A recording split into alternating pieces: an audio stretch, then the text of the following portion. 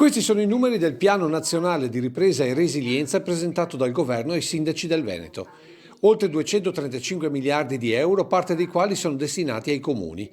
Per questo il sindaco di Treviso e presidente dell'Associazione dei Comuni Veneti ha inviato un messaggio chiaro a Palazzo Chigi. Io rappresento 585 sindaci veneti che si sono da sempre dimostrati virtuosi, attenti alla gestione delle risorse dei propri cittadini, e questo deve essere un elemento premiante e non penalizzante, come purtroppo troppe volte è successo in Italia. Un appello forte per un piano che vede già una prima assegnazione territoriale. Il 40% dei fondi del PNRR sarà destinato al Mezzogiorno, però noi in uno spirito di solidarietà anche amministrativa possiamo anche sostenere questa tesi, purché il 60% rimanente sia dedicato a quelle che sono le esigenze delle nostre comunità. Un piano che per Conte non deve penalizzare le piccole comunità, anche se il futuro non può che essere di aggregazione. L'aggregazione tra comuni è un tema essenziale, perché più piccoli siamo e meno contiamo in Europa, più uniti stiamo e più la voce grossa possiamo fare in Europa. E quando dico voce grossa